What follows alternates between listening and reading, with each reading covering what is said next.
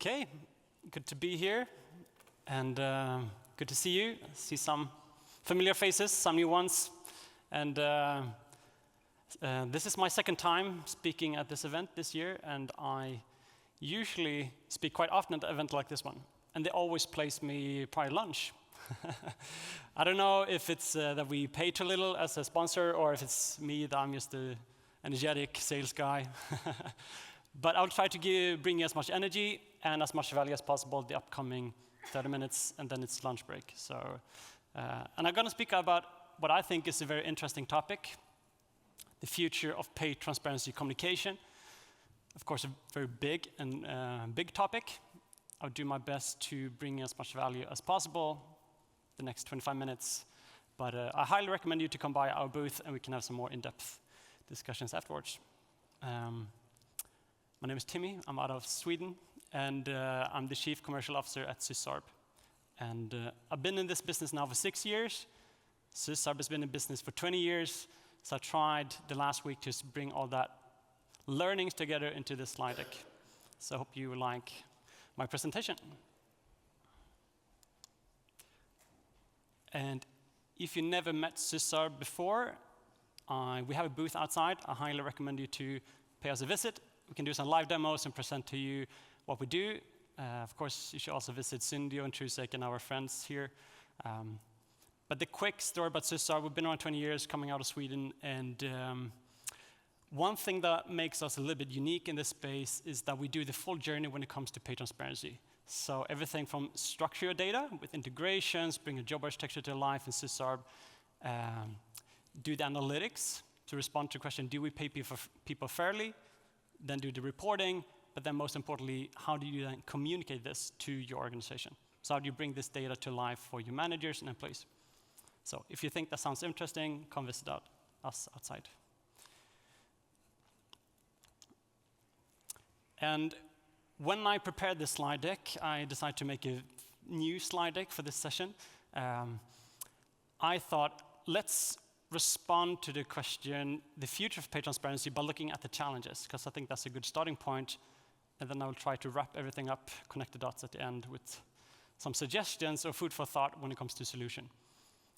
But what is the challenge with the future of pay transparency communication?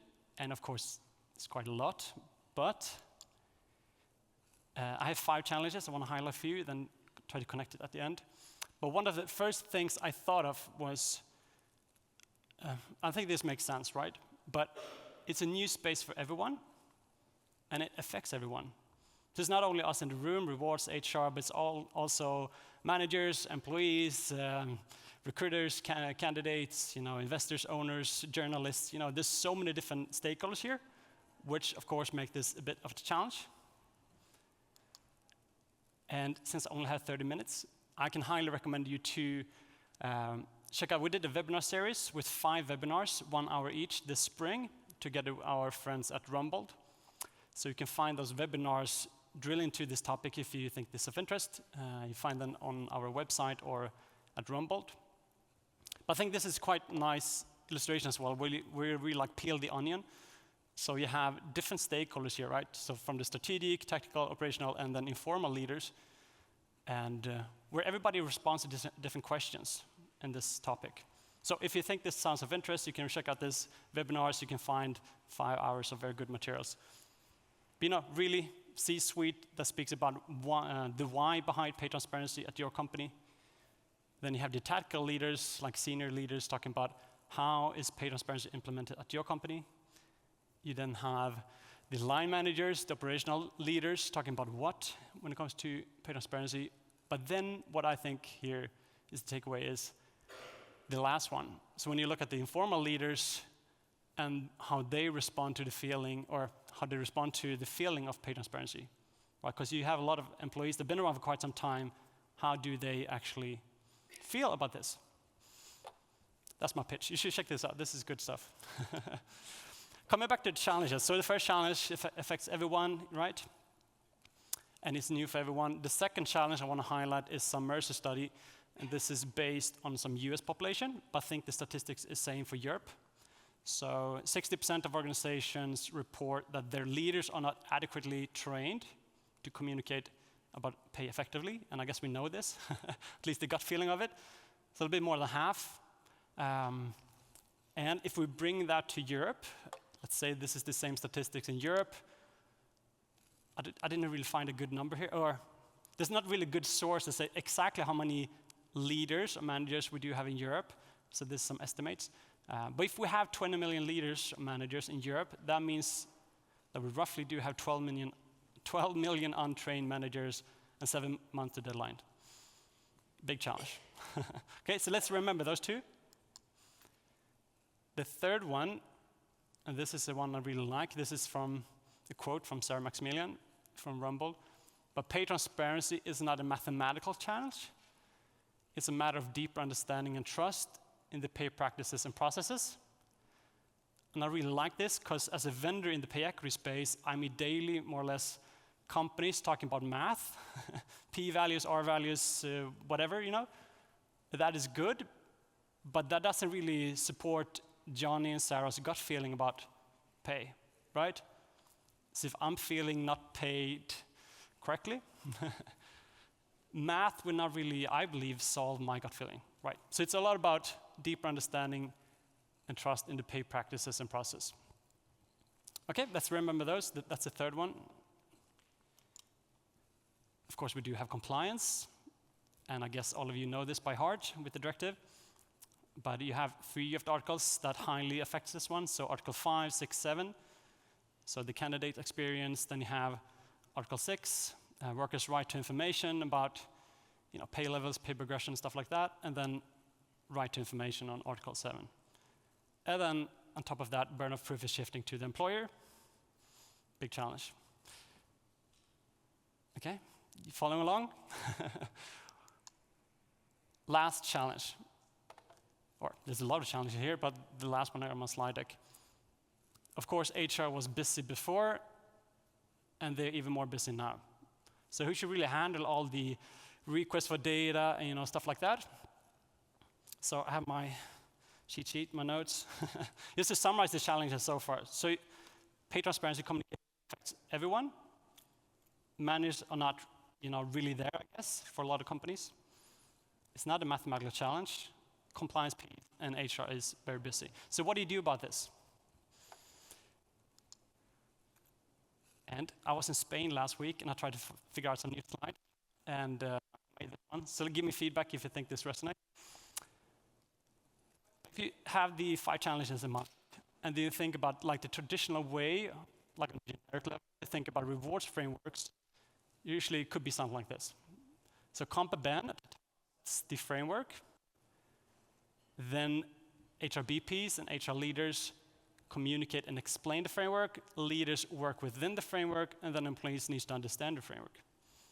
Sounds pretty basic. What happens when we look at pay transparency communication and really the future of it?